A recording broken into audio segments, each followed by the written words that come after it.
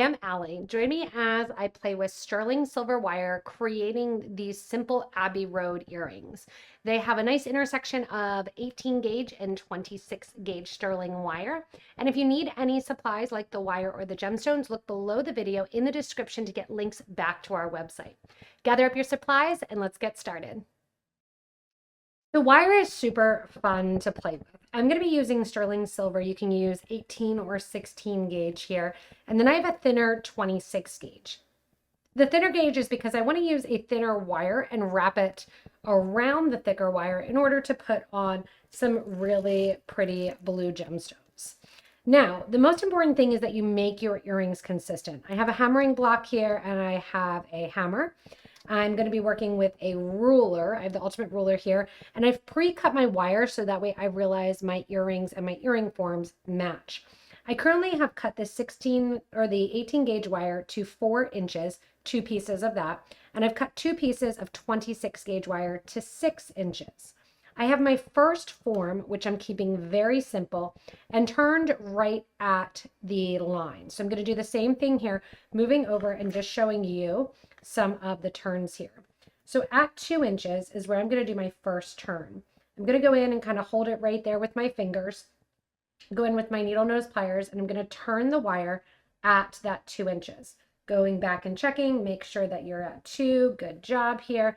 And you want the angles to match. So once you have one turn, I'm going to hold this right along the other, and I'm going to continue to bend. I'm going to use my pliers to bend a little bit, so that way the bend is nice and at an angle, and I don't ruin any of the shape. You can still see I need to bend a little bit more to get a little bit more into that matching shape. I'm also going to take my needle or my fingers here and just straighten out my wire a tiny bit. From here, you can see I've gone up 1 inch. So I'm going to go into my ruler here again, go up 1 inch from that turn, hold right at that 1 inch spot with my pliers, and I'm going to turn the wire right above that 1 inch spot. That should get my forms to match in size. Now you can see the one's a little bit more closed, the one's a little bit more open. I'm not going to really worry about that a ton, but I will go in and just kind of close it up a tiny bit using my fingers to pinch and get that angle. The reason I'm not worrying about it a ton is because we're about to hammer. And when you hammer, that form's going to open up a tiny little bit. I'm not going to worry about the top yet as I hammer. I'll worry about that after the fact. We're going to be creating our form and hammering, and I want them to be mirror images of one another. We're going to wrap our wire and our gemstones in the interior and just keep our exteriors open. I'm going to take my mallet and my hammer, and I'm going to hold it down on the hammering block at the top here, and I'm going to start to hammer at the bottom and work my way up. As I hammer, the wire flattens out. As the wire flattens out, the form becomes stiffer. We'll keep its shape more, and you get a nice effect. You can see that as I'm hammering out, it's kind of opening up a little bit. That's okay. I'm going to hammer the entire form here, and I'm not going to bother hammering the wire further up where this point passes. And when I hammer, I want it all to match. So that being said, when I look at the piece and kind of hold it up, one side, the side that's down, will be a little bit more shiny because the hammer's not going right against it. And I'm going to try to make that hammered section the same the whole way across the piece. What that means is the thickness at which this is will be the exact same the whole way up. So I'm hammering and putting the same amount of pressure on each one. There I have one form done, and I'm going to go in and do the second form in the exact same manner. Do you want to get over $100 of premium beads for only $34.99? The new and improved PotomacBeads Treasure Box is a beautiful assortment of high-quality beads featuring both classic and new materials. As a monthly subscriber, you'll save up to 60% off retail prices. Get your Treasure Box subscription today for only $34.99 and $100 worth of beads. Visit PotomacBeads.com/subscribe or click on the link in the description. So I now have my forms, and what I want to do is make them match. So when you hammer them, you do want to make sure that you hammer them down the opposite sides here. And I have my forms that basically match, but what I'm going to do is trim down my wires right away to make sure they do officially match. So I'm just going to go in, snap that down, and make sure they match in size. What I'm going to do here is I'm going to take this inner wire and I'm going to simply bend it around the exterior of the other wire. However, I'm going to wait till I do my wrapping to do so because then it's less in the way. Moving my hammering block here, which we'll bring back out to do our ear wires, I have my 26 gauge wire. I'm going to get out my fire agate beads and I'm going to organize them into color. Now you can see I did on this form here more of a triangle form and did some of peridot. So what I'm going to do is cut apart my strand here, take them off, and I'm going to add to the look by going into a color gradient. Taking them off, I'm going to make sure whenever I separate that I do one for each side. So I'm going to look through the strands here, take a couple more off, get my darkest ones, my darkest two, kind of greenish ones there, and bring those down to the bottom, one on each side. Bring down a different one, up to the next green, up to the next darker color here. And I'm just going to build a couple of those beads up as I go in and get to a lighter color as I go towards the top. Once you have your order of your gemstones on the strands, you're going to make sure that each side matches. And remember, we're doing mirror images, so when they sit in your ear, they look good and they're kind of facing out here. If you want them to face in, you would do the triangle towards the inside and that wire to go on the outside. So what we're going to do is we're going to wrap the 26 gauge wire around the 18 gauge sterling, and we're going to start at the top of the form. I'm going to take the top of the form here and we're going to make whatever we wrap consistent. We're going to wrap down towards the bottom, adding in our gemstones. You're going to hold the wire so it basically goes through the form, and you want to make sure you stay to the correct side of the form because you don't want to put gemstones on one side. They don't have to be mirror images, but I think that is the best look. Leave yourself a little bit of a tail, about a half to a quarter of an inch of a tail, and wrap around the base 1 and 2, 3 times. See that coil? You're going to start this basically right underneath where that top ends on the other side. You're going to grab your first bead. I'm going lightest to darkest. Put it onto your wire. Drop it down so that it sits right on top of the wire. What I do then is take the wire almost like an angle. You're going to ignore the fact that the bead is there. You're just kind of pinching, and you're going to wrap again 2 times. 1, you can feed it through or kind of bend that wire back a little bit. It gets easier as you go further down. 2. And then as you come through, completing your second loop there, you're going to push that wire against itself, pull it up, make it nice and straight, add your next bead, drop it on, and do the exact same thing, holding it and pinching it in place. I take the wire through, go close to the bead, 1, 2, complete. And as you come through after completing that second one, you're going to go nice into the top, almost to the opposite side, add your next one, and continue on. As you go in and add these, I go through and basically straighten out the wire as I'm using it. So as I'm using it, I'm pulling through, and then you can see I kind of straighten out that wire as I pull through and get ready to put my next bead on. If your wire snaps, the nice thing with wire working is it's really forgiving. It shouldn't snap as long as you don't have crazy bends in it, but it does. That's okay. You can actually stop right here, cut the wire, and start over with another piece, and no one will ever notice. Also, when you get into thin sterling wire like this, just 26 gauge, it's pretty inexpensive when you get down to it. Going in here then, we're going in, and you're going to watch that continuation of 1 and 2. When you get to the top, see how I said it was going to get a little bit easier? Get your last one here in, or second to last. And if I can find the hole of the bead, makes it easier, right? Okay, and you can see it shifted up a tiny bit. That's okay. Even though it's kind of flattened, we can go in and push it down a tiny bit, which is what we'll do anyway as we get done. But if you want to do that as you're working on it, go for it. I'm going to keep going in, doing my last 2 here down to the end.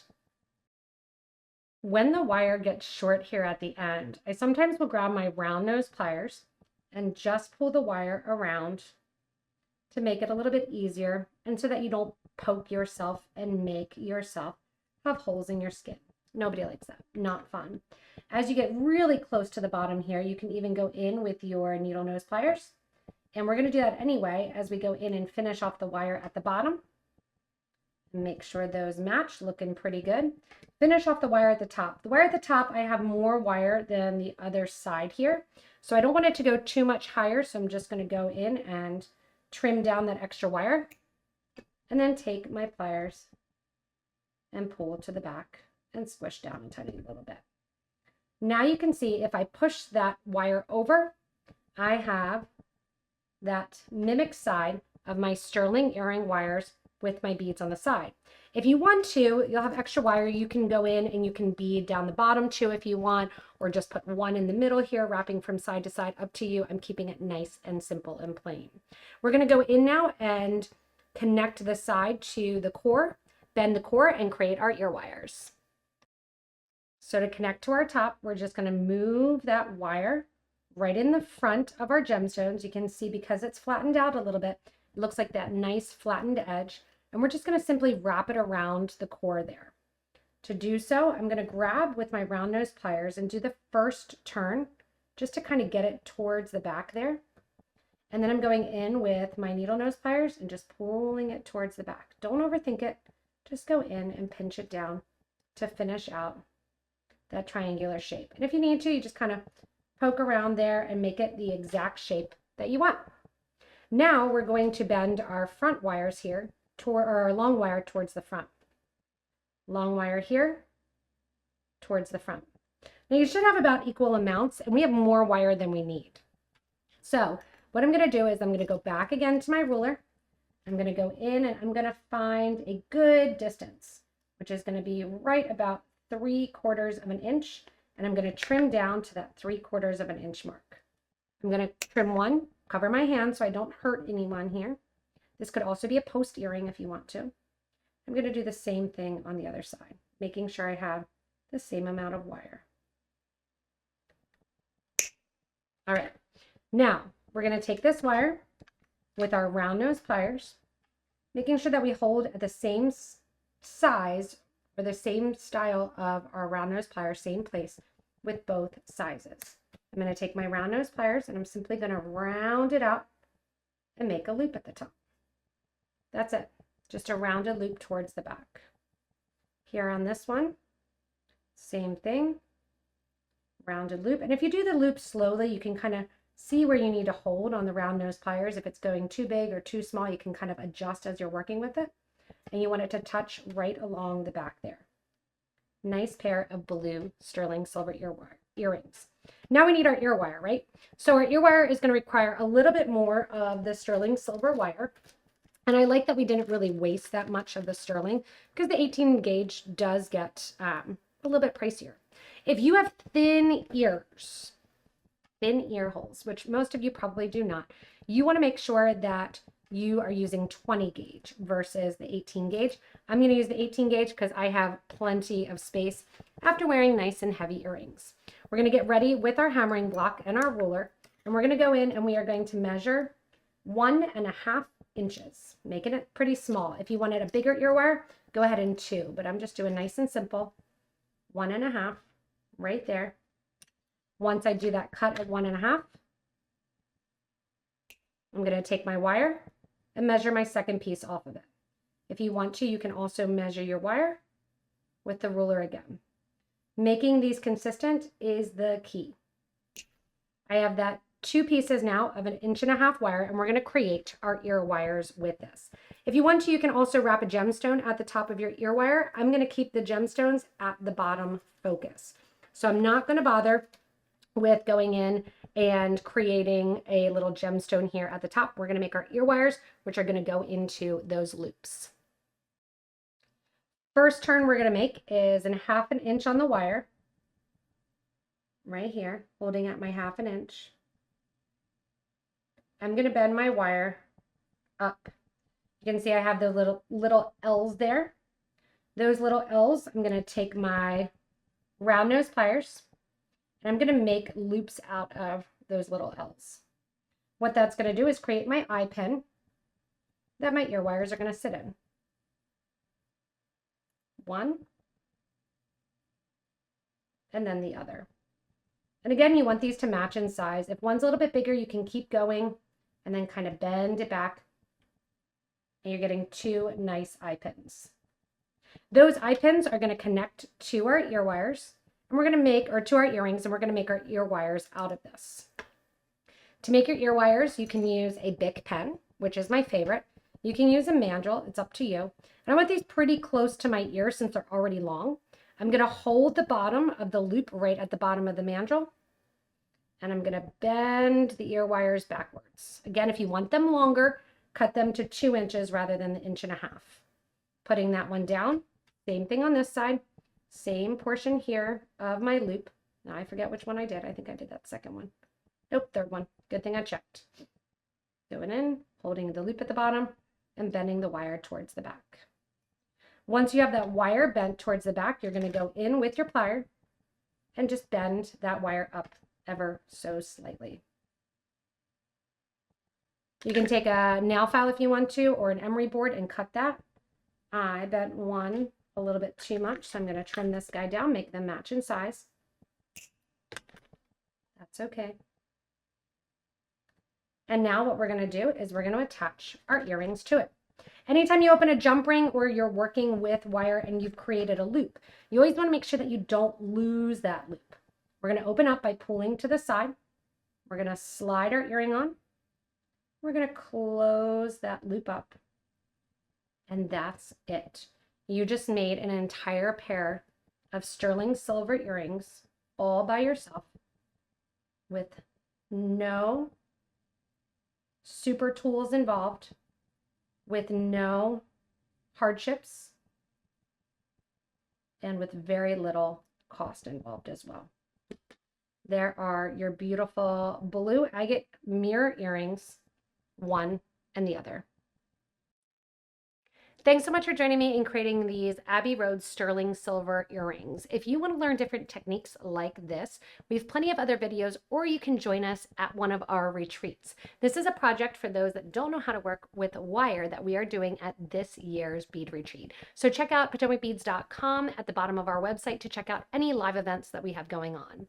As always, if you need the materials, look below the video. In the description, we'll post links there, as well as the information on the exact uses.